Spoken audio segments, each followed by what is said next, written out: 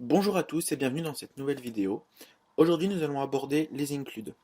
Donc les includes, c'est un peu le terme anglais pour dire inclure. Mais inclure quoi?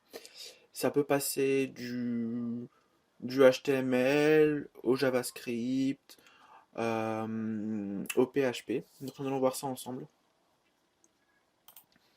Donc j'ai ici ma page index et j'aimerais y ajouter du texte en bas de page, un peu comme un footer.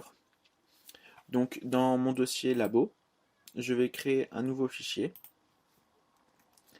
que je vais nommer footer.php. Je vais mettre du texte. Donc pour ça, je tape faux texte.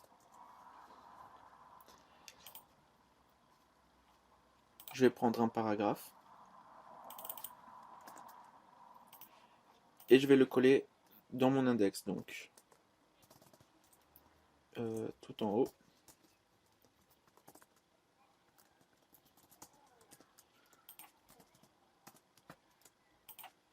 Voilà. Donc là, j'ai mon texte de début de page et je vais vouloir créer un bas de page. Donc moi, on va dire que ce sera une signature. Donc Dylan Skiba, contact@dylanskiba.fr et mon site internet.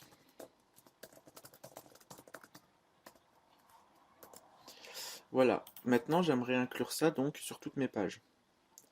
Donc il faudra juste que je mette en bas de page, parce que je vais le mettre en bas de page, mais je peux le mettre, enfin comment dire, le code que je vais mettre, il faudra le mettre où vous voulez que ça soit inclus. Donc ça peut être dans une div, en haut de page, en bas de page, ça peut être n'importe où. Donc ici je vais faire include, entre parenthèses, j'ouvre mes guillemets, et là je tape footer.php. Je mets un point virgule, et là on voit que ma signature a été ajoutée. Maintenant, imaginons, dans mon footer, j'ai un peu de PHP. Euh, echo rand de 0 à 10. Donc ça fonctionne. Maintenant, imaginons que dans mon code PHP, il y a une erreur. Donc là, je demande par exemple d'afficher une variable qui n'existe pas, donc variable foo. Et là, on va voir qu'il y a une erreur ici.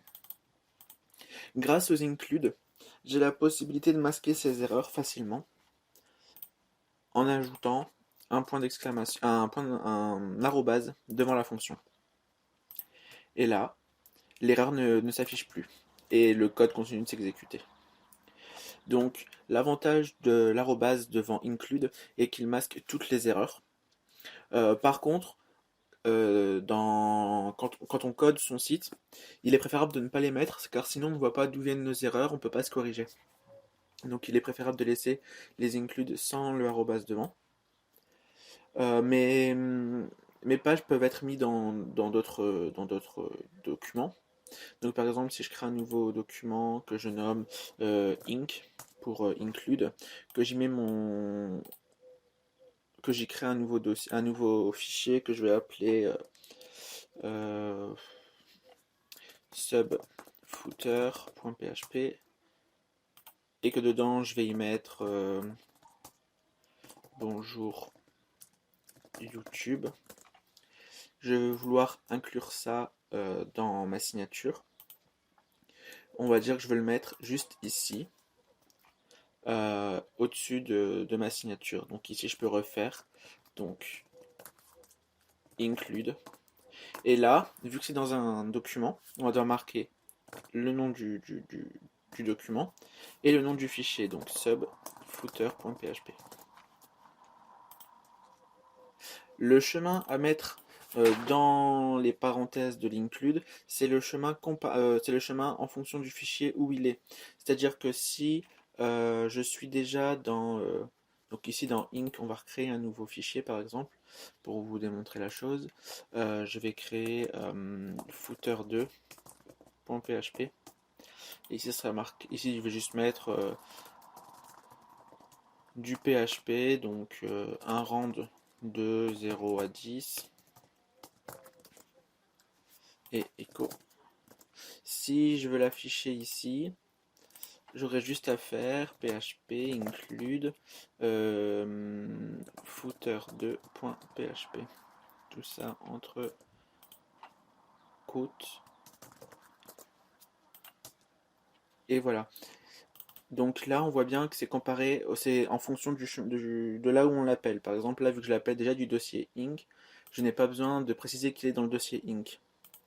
Mais par exemple, si je veux le prendre directement donc de footer qui est à la racine de mon site, que je veux l'afficher en dessous de foo, il va falloir que je précise qu'il est dans inc pour que cela fonctionne.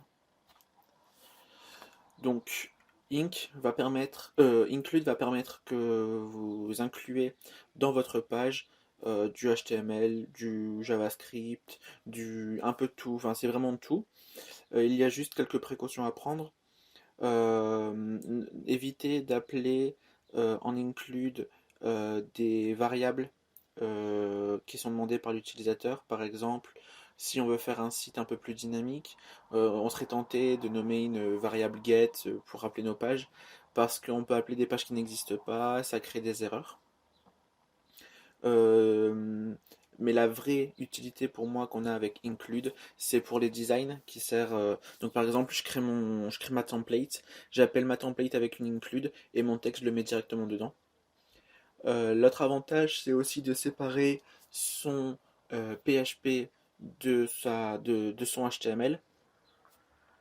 Ça permet aussi, par exemple, si on a plusieurs fonctions sur son site, d'appeler toutes les fonctions dans un même document et seulement après d'appeler ce document pour gagner de la place.